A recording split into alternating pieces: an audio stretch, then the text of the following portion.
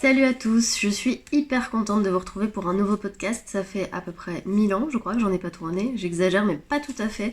J'ai même plus souvenir de quand date le dernier podcast. Ça devait être cet été ou au printemps, je sais plus trop. Enfin bref, tout ça pour dire que je suis très très contente de vous retrouver. J'espère que vous allez bien. J'ai quelques petits trucs à vous montrer. En fait, j'attendais d'avoir suffisamment de projets finis pour avoir de quoi vous parler dans ce podcast, parce que sinon ça n'a aucun intérêt. Et comme vous pouvez vous en douter si vous suivez un petit peu mes aventures, notamment à travers les vlogs que je poste sur cette chaîne YouTube, j'ai ouvert ma mercerie début décembre, là on est à peu près fin mars, et entre-temps il y a eu un espèce de vortex temporel qui fait que voilà, les semaines défilent très très vite et évidemment j'ai beaucoup moins de temps pour produire comme vous pouvez vous en douter. C'était le gros avantage de m'ennuyer avant au travail, c'est que du coup j'avais beaucoup de temps pour moi. Là j'en ai moins, mais en revanche je vis ma meilleure vie depuis l'ouverture de la mercerie. Moi je suis hyper heureuse, je passe des journées incroyables, bref pour l'instant c'est que du bonheur, donc je ne me plains pas, au contraire je suis très très heureuse. Mais vous allez le voir, du coup j'ai beaucoup moins cousu ces derniers mois.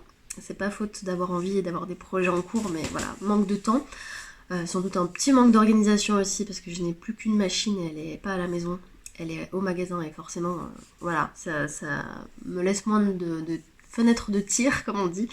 Et, euh, et je vais surtout vous parler de beaucoup de choses que j'ai offert entre temps. Donc malheureusement, ce sera des petits raccords vidéo par-ci par-là pour vous montrer ce que j'ai fait, ou des petites incrustations de photos. Mais j'ai gardé un ou deux gros projets avant de pouvoir les donner justement pour pouvoir vous en parler.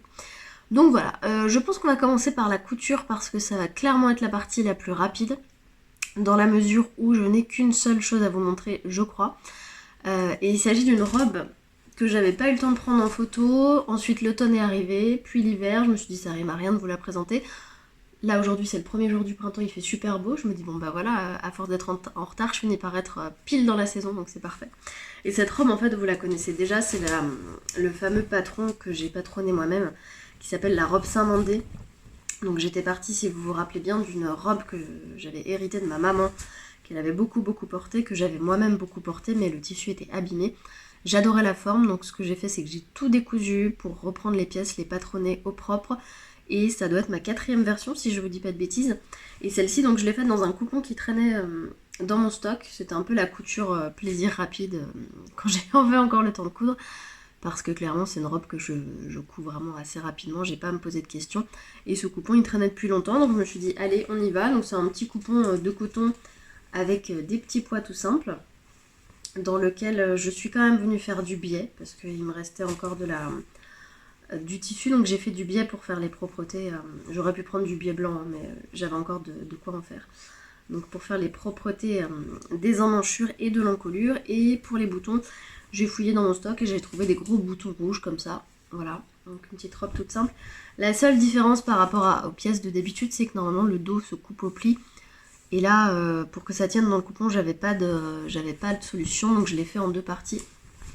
Donc il y a un petit raccord dans le dos, voilà, qui se voit pas tant que ça.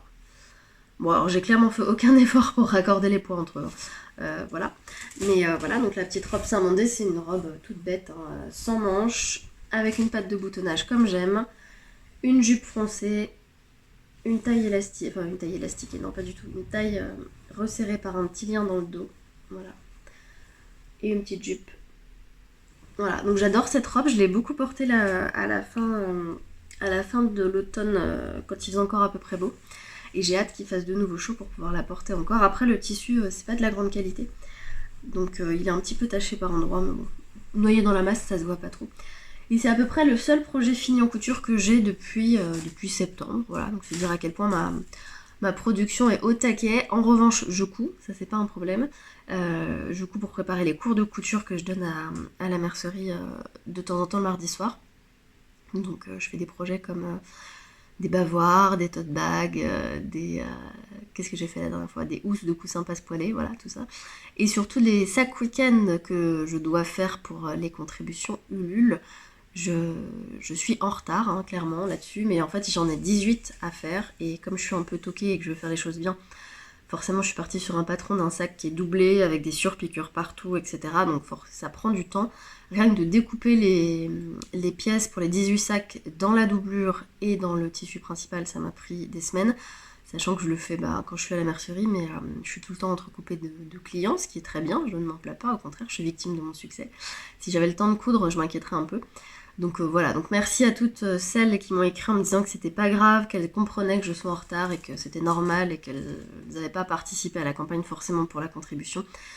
Quoi qu'il en soit, je n'oublie pas les contributions, je m'y mets dès que j'ai 5 minutes de répit à la mercerie. Je pars plutôt le matin aussi pour coudre, mais j'ai toujours des impératifs parce qu'il y a toujours des choses à gérer dans une entreprise, des mails, des réceptions de colis, etc. Donc j'arrive pas à avancer autant que je veux et je vous cache pas que pour l'instant, en termes de fatigue, j'ai encore du mal à me lever à 5h du matin pour arriver à 6h au magasin pour coudre, hein. On va clairement pas se mentir. Donc ça arrive, c'est en cours. Là je suis partie en mode production à la chaîne, donc j'ai découpé toutes les pièces. Là j'ai fait toutes les fermetures éclairs sur les 18 sacs, en fait je fais toutes les étapes une à une. Donc ça va avancer petit à petit. Normalement j'ai fait la partie la plus pénible et la plus minutieuse, donc la suite devrait aller plus vite, normalement, j'espère. Voilà. Donc voilà pour la partie couture. Après ça me manque la couture, clairement. Il va falloir que je trouve une solution pour rapatrier une machine à la maison quand même, parce que là, typiquement aujourd'hui, je ne travaille pas et j'aurais pu faire de la couture. Voilà.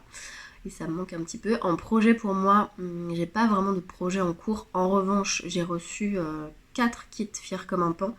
Fier comme un pan, je vous en ai déjà parlé, c'est un super concept.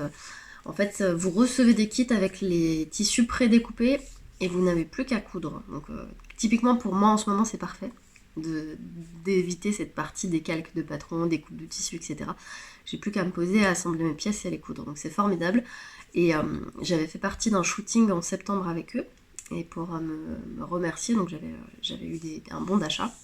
Donc je suis partie sur une combi Anissa de chez Machine, qui est en crêpe rouge ou en viscose rouge, je ne me rappelle plus.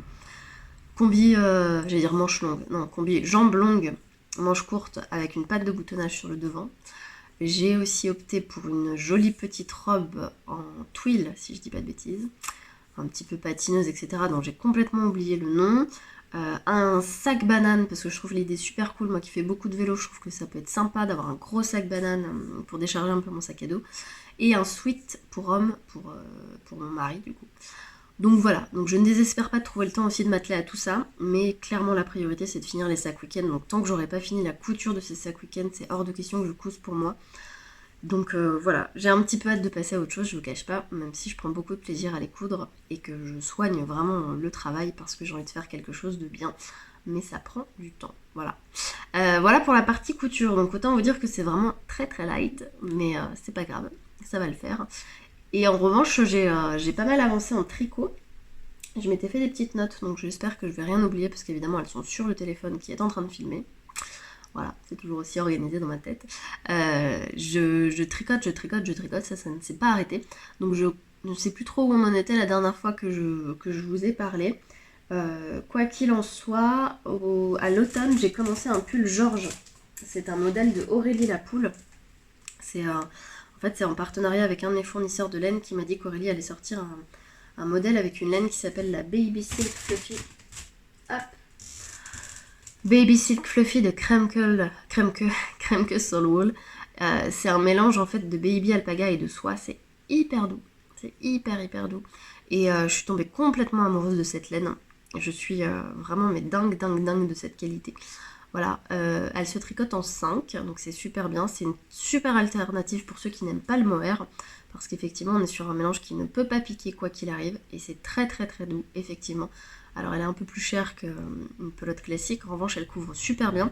Et donc le modèle pour lequel je suis partie sur cette laine s'appelle Georges, donc encore mieux, de Aurélie Lapoule. C'est la première fois que je faisais un patron d'Aurélie, et j'ai trouvé les explications hyper claires, j'ai trouvé ça très bien. J'ai fait tout le corps et après je l'ai mis en stand-by fin novembre parce qu'on a ouvert la boutique et que j'avais d'autres choses à faire. Donc jusqu'ici il s'était retrouvé avec pas de manche ce petit pull. Et là cette semaine je me suis motivée, donc j'ai fini une manche hier. Je vais continuer à reprendre la deuxième tout à l'heure là. Voilà. Au niveau de la construction, c'est assez original parce que, alors c'est là où il faut que mon cerveau se reconnecte. On tricote pas en rond pour le coup. Enfin, on tricote en rond, mais pas tout à fait. À savoir qu'à un moment donné, en fait, on va coudre quand même les côtés. Donc en fait, on tricote le devant d'une part, le haut d'une part, et ensuite on reprend au bout d'un moment pour finir le corps. L'encolure, elle se reprend, on reprend juste les mailles de l'encolure et ça se tricote de manière tout à fait classique. Et les manches, par contre, c'est pareil, on reprend au niveau des emmanchures. Donc là, on met pas de mailles en attente pour le coup. On reprend au niveau des emmanchures.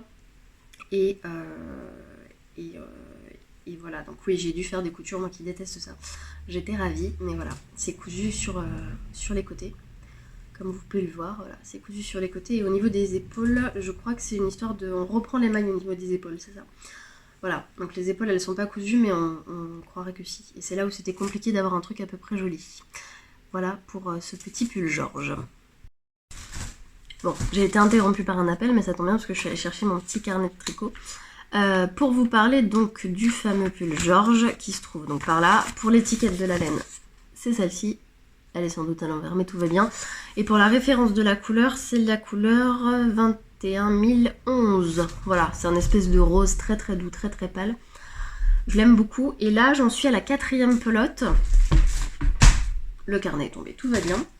J'en suis à la 4e pelote. Moi, je suis partie sur la taille 3 parce que j'aime bien les pulls un peu fluffy. Alors, il est très décolleté pour le coup, hein. Il m'arrive là. Voilà, donc il faut mettre un truc en dessous clairement. J'ai rallongé les manches un tout petit peu, enfin en fait je les ai essayées sur moi. Donc ça allait bien, par contre j'ai rallongé les côtes, elle préconisait 5 cm, je crois que moi j'ai fait 7 ou 8, je sais plus, je trouvais ça plus joli. Et il me reste donc toute une manche à faire et je crois franchement qu'avec ça, ça va me suffire. Parce que comme je vous le disais, elle couvre super bien, donc on verra. Parce que bon, si arrivé à la fin de la manche, il m'en manque, je rentamerai une pelote. Mais tout ça pour dire que cette laine est non seulement très douce, mais assez magique parce qu'elle couvre très très bien. Voilà, je prends beaucoup de plaisir à tricoter ce pull. C'est des fausses côtes anglaises ou fausses côtes perlées qui sont pas du tout compliquées à faire en fait sur les rangs impairs. On tricote une maille à l'endroit, on fait un jeté, on passe la maille d'après comme si on allait la tricoter à l'envers sans la tricoter. Et au rang d'après, on tricote les mailles à l'endroit et les deux mailles, enfin le jeté et la maille d'après comme une seule maille à l'envers. Voilà. Donc c'est assez simple à faire, c'est facile à suivre, moi j'aime beaucoup. Et je trouve que le résultat est vraiment très chouette, donc j'ai hâte de le porter. Je me dépêche un peu de le terminer parce que là, il fait encore un peu frais à Dijon, donc je me dis que je peux encore le porter au printemps, moi qui suis assez frileuse. Et je me dis sur des petites jupes et tout, ça peut être très très sympa. Donc voilà pour ce petit pull Georges. Je suis en train de me dire en vous parlant de jupe que j'ai oublié un projet couture que j'ai terminé et qui est très cool et que je porte souvent et que je vais aller chercher après pour vous le montrer parce que voilà. Ce podcast sera tout décousu, vous m'en voudrez pas, ça fait des mois qu'on s'est pas vu, j'ai un peu perdu le mode d'emploi, on va dire, du podcast bien réalisé. Mais je suis sûre que vous allez aimer quand même mon côté foutraque. Bref. Donc voilà pour mon pull Georges que j'avais donc mis en attente, j'avais vachement bien avancé en novembre. Je l'avais mis en attente et donc là il lui manque plus qu'une petite manche. Alors le gros avantage c'est que du coup tous les fils sont rentrés, les coutures sont faites, etc. Parce que depuis le temps j'ai pris le temps de m'en occuper. Donc là j'ai plus qu'à terminer la manche qui devra aller assez vite, hein. Je vous dis celle-ci je l'ai attaquée la semaine dernière, je l'ai fini hier, sachant que j'ai pas énormément tricoté cette semaine. Donc voilà, il est tellement doux. Si seulement je pouvais vous le faire, vous voyez là tous les petits poils tout mignons, tout doux.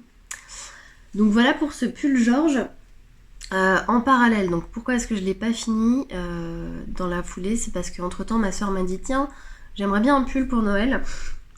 Donc on a un peu brainstormé sur quel modèle on allait faire et quelle laine on allait choisir. Elle voulait de la laine douce, alors au départ je lui avais parlé de cette fameuse Silky Kid, enfin pas Silky Kid, Baby Silk Fluffy.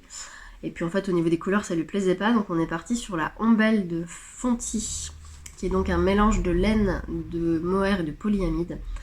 C'est une laine qui se tricote donc aussi bien en aiguille de 3 qu'en aiguille de 5, qu'en aiguille de 6, enfin bref on la voit partout en ce moment.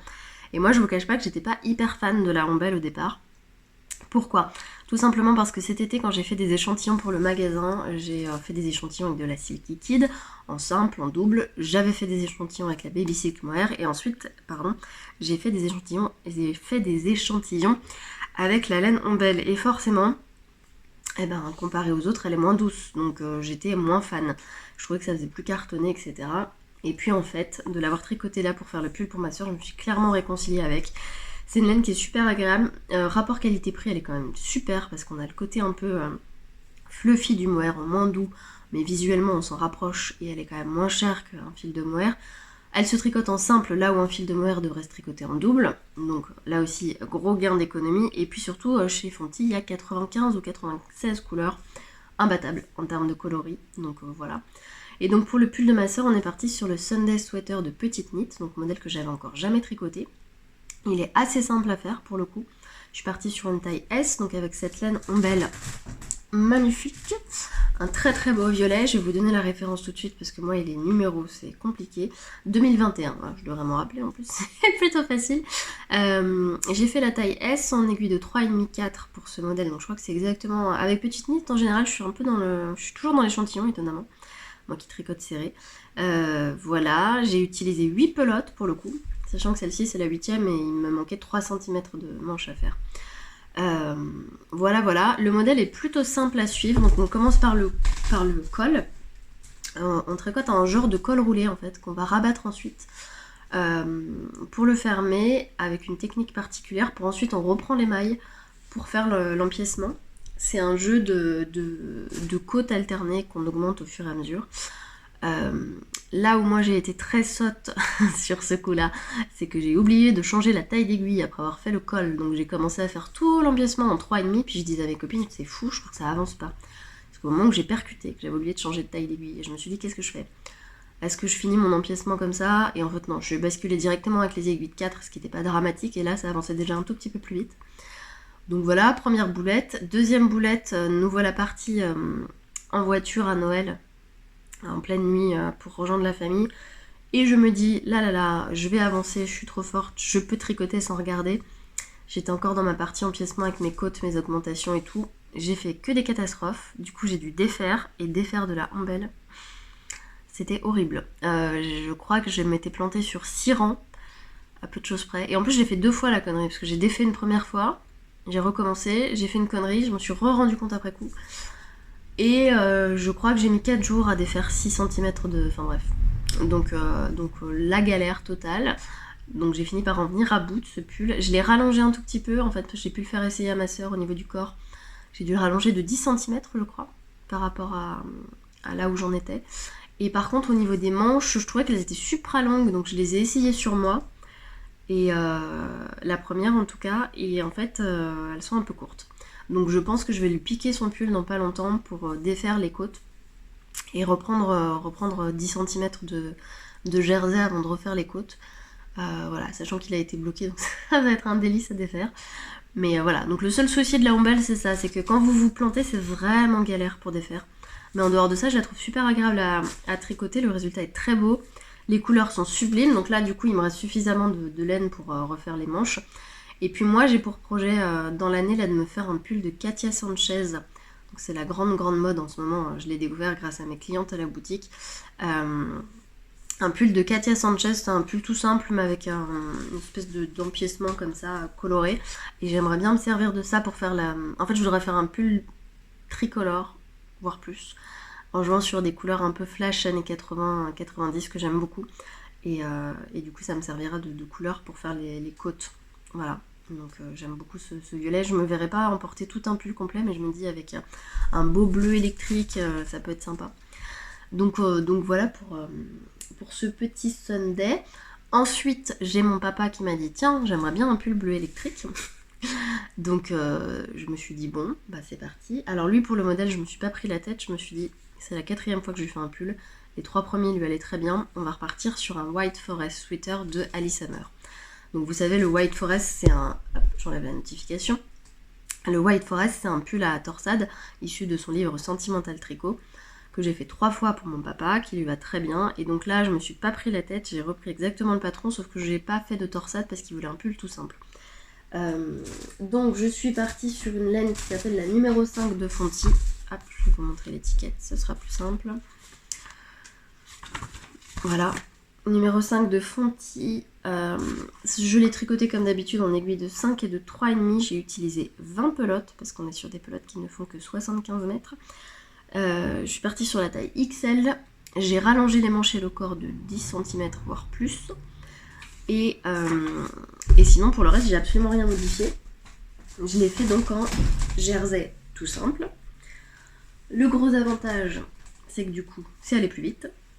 Et le seul souci de ce pull, c'est que c'est un bottom-up. Donc on commence par le bas, on monte le corps, on met les manches en attente, on fait les manches l'une après l'autre, on rattache les manches au corps et ensuite on diminue.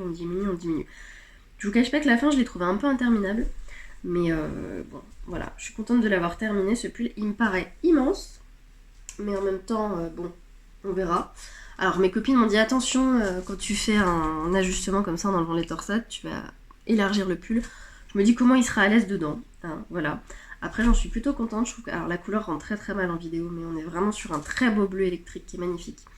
La laine est très très jolie, on est sur une laine qui passe en machine, qui est douce sans être trop douce non plus, qui est une laine classique. Et voilà, donc j'ai hâte de lui offrir. Concernant la construction, moi je le trouve plutôt intelligent. Il n'y a pas de couac dans le patron de mémoire. Après moi j'ai eu des petits couacs à la fin parce que j'avais trop de mailles, mais j'ai dû me planter dans des diminutions. Voilà, le raglan on le crée avec un jeu de diminution de part et d'autre des marqueurs. Je trouve que ça rend très très bien, voilà. Hop. Alors la couleur rend vraiment très mal. Donc voilà pour ce White Forest, j'ai pas grand chose à vous raconter dessus parce que franchement, vous le connaissez par cœur si vous suivez ce podcast. Comme je vous disais, c'est la 4e fois que je le tricote et encore cette fois j'ai pas fait les torsades, donc du coup forcément c'était moins passionnant. Mais voilà, j'ai pris du plaisir à le faire malgré tout, c'est monté super vite, hein, pour le coup je l'ai fini en un mois je crois, à peu de choses près. Donc c'est cool. Et puis entre temps j'ai fait des bonnets, bon rien de formidable, j'ai fait un bonnet Bellstone du livre Tricoter les couleurs de Anna, de l'anglais avec Anna. Pardon. Je vais vous montrer quand même la fiche du patron. Hop, donc c'est issu de son livre Tricoter les couleurs que je m'étais acheté. Voilà, c'est un bonnet comme ça. Donc moi j'ai fait une taille adulte avec des restes de laine pour l'anniversaire de mon beau-père en novembre. Et j'ai fait un boyfriend hat aussi pour mon cousin, entre le pull pour ma soeur et le pull pour mon père. Parce qu'il m'avait demandé des bonnets, parce qu'il a froid le pauvre. Je lui avais demandé de choisir des couleurs, donc il était parti sur un très beau kaki en laine guéret de chez Fonty.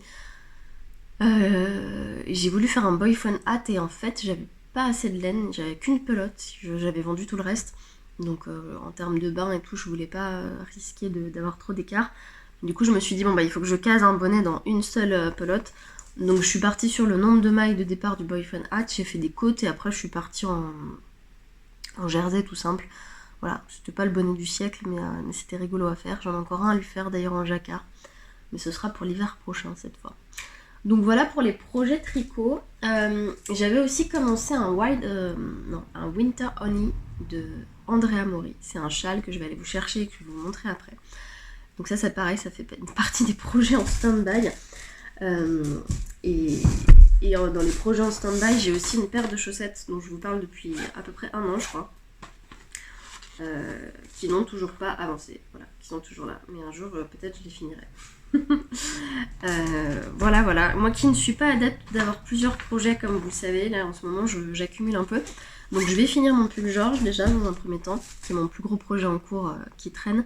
Ensuite, je finirai sans doute le châle parce qu'il me restait pas grand chose à faire dans mes souvenirs. J'avais déjà bien avancé pour le coup, donc j'étais presque au bout.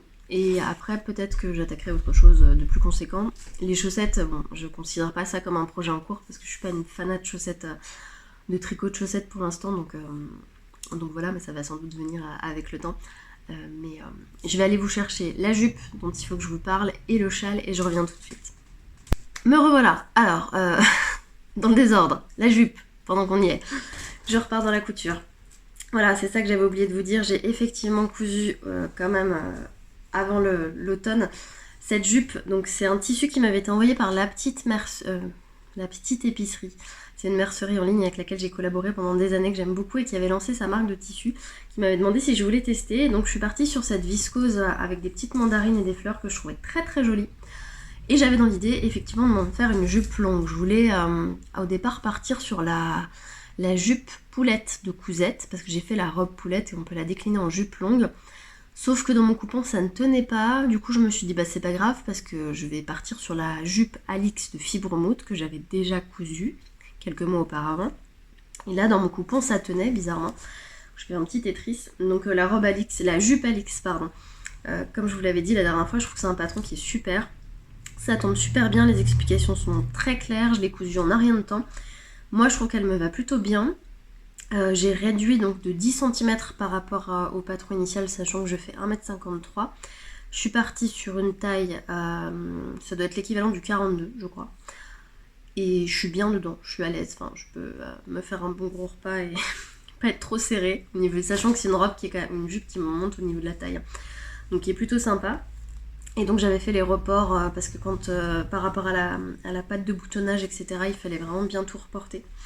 Donc voilà pour cette petite jupe que j'aime beaucoup. J'aime bien tous les détails de ce patron, à savoir les gros passants, il y a des plis partout, il y a des poches aussi. Moi les poches, je suis partie sur un tissu contrastant. Alors où se trouvent les poches? Où êtes-vous? Là. Il me restait du tissu cousette justement. Donc je suis partie là-dessus parce que j'avais plus de tissu dans le tissu original. Voilà, pour la ceinture à l'intérieur. Enfin, je la trouve très très agréable à porter. Je l'ai portée aussi cet hiver avec des gros pulls et ça rend plutôt très bien. Donc voilà pour cette jupe longue que je crois avoir mis sur mon blog. Si je dis pas de bêtises là-dessus, je suis pas trop en retard encore. Donc voilà, hop, j'enlève encore la notification qui vient de s'afficher. Donc voilà pour la couture. Donc oui, 2 projets finis en l'espace de 6 mois. On est bien. Hein, voilà.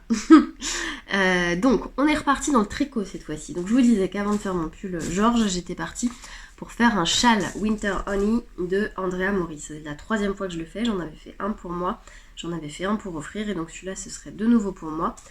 C'est un châle... Ah oh là là, la luminosité est dégueulasse, désolée. C'est un châle en nid d'abeille, donc que avec des torsades. On commence par la pointe et après c'est un jeu d'augmentation en permanence. Donc on augmente. Moi je suis partie sur la version, il y a 2 versions, il y a une version petit châle et grand châle. J'aurais adoré faire la version grand châle mais avec la laine que j'ai choisie dans mon stock, j'en avais pas assez. Donc je suis partie sur la version petit châle, voilà. Et j'ai pas mal avancé, normalement là je devrais pas tarder à attaquer les grosses diminutions, enfin les grosses augmentations qui permettent de terminer le châle. Donc c'est pareil, j'ai hâte de le reprendre celui-là parce que c'est un patron que je prends toujours beaucoup de plaisir à tricoter. Moi j'adore les torsades. En plus maintenant j'arrive à les faire sans aiguille auxiliaire, ce qui me permet de gagner du temps.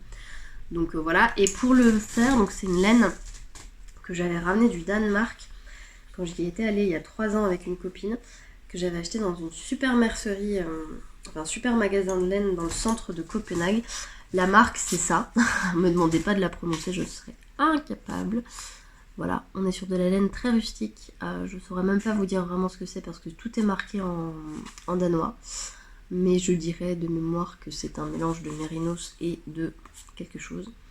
Voilà, mais on est sur une laine assez rustique qui se tricote en 4-5, qui est très très jolie. Alors la couleur rend évidemment très très mal. On est sur un vert presque vert sapin qui tire un peu sur le bleu. J'en ai 3 écheveaux je crois. Ouais, si je dis pas de bêtises.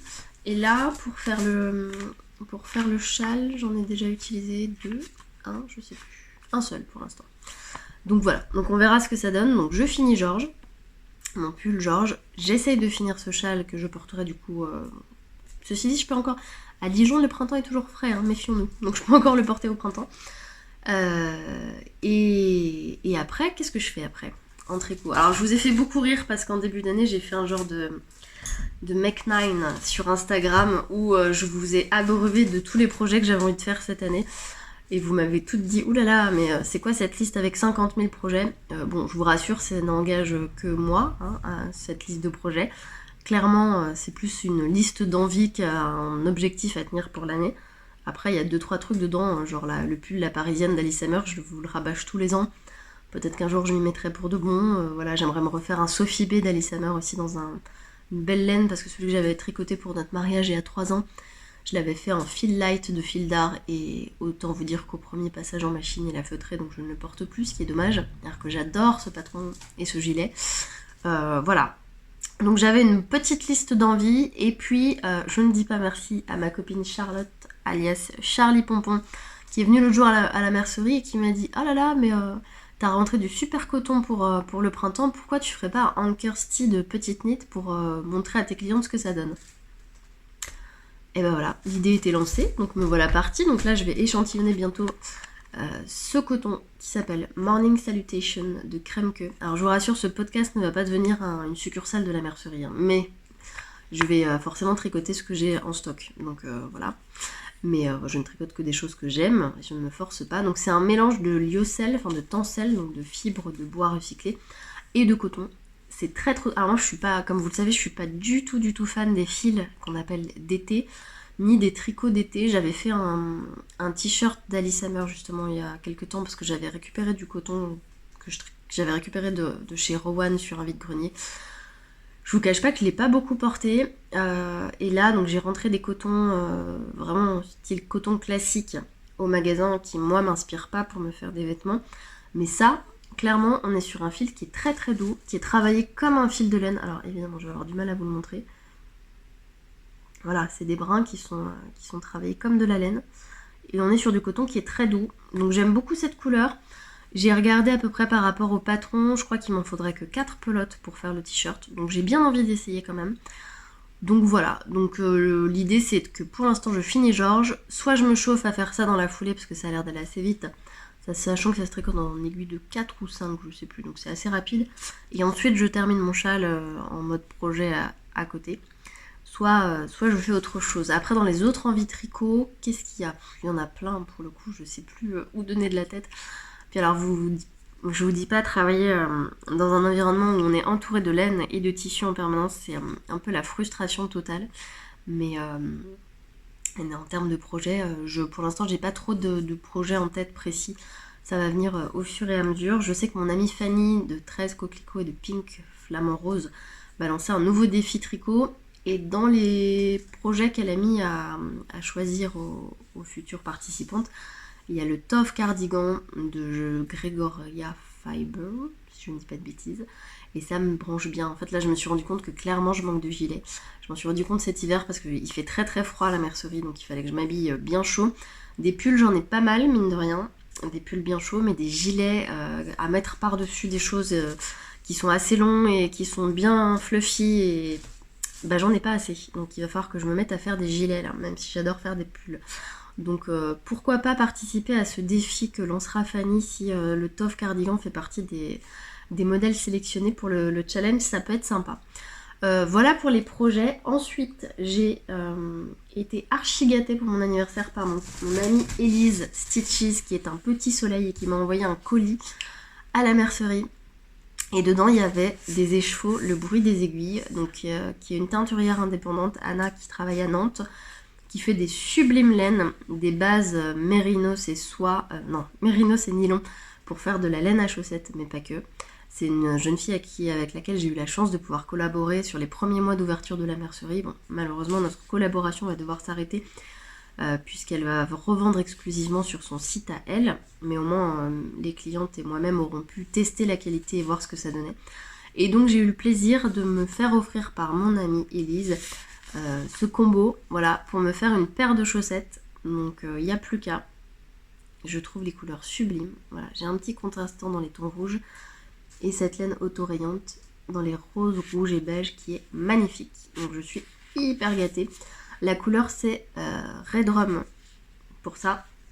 Et pour le contrastant c'est rouge tout simplement. Voilà. Donc ça fera partie des petits projets. Peut-être que j'emmènerai cet été en vacances pour le coup, vu comme on est parti. On en est là. Sinon, j'ai fait un tout petit peu de crochet et le crochet me manque énormément, à vrai dire. J'aimerais beaucoup trouver du temps pour en faire. Alors j'en fais quand je fais des cours, mais c'est frustrant parce que c'est pas très productif. J'ai rentré plein de livres avec des modèles sublimes de Granny Square qui me donnent encore plus envie de me lancer dans la production d'une couverture avec tous ces petits Granny Square. J'ai très envie. J'ai très envie de faire des amigurumi aussi. J'en ai refait un peu ces derniers temps. J'avais fait un renard notamment à l'automne que j'ai offert à un petit garçon. J'ai bien envie de faire un petit lion là pour une petite fille qui va naître. Une petite fille dans notre entourage à qui il faut qu'on fasse un petit cadeau. Alors le lion il n'est pas dans ce livre là. Il est dans un autre que j'ai pas là. Mais voilà, toujours chez Picapo. Moi je trouve que c'est vraiment les meilleurs patrons possibles en crochet. Voilà, donc le crochet me manque et je pense que d'ici quelques temps, je vais essayer de m'y remettre. Qu'est-ce que je peux vous raconter d'autre? Je me suis fait un auto-cadeau de Noël en m'offrant un kit d'aiguilles à tricoter Adi parce que j'avais envie de découvrir cette marque. Moi, je connais Knit Pro, j'en suis pas forcément très fan. Je trouve que rapport qualité-prix, il y a eu... Moi, à titre personnel, j'ai eu trop d'ennuis avec des aiguilles qui cassent, etc. Je trouve que les câbles finissent par s'abîmer.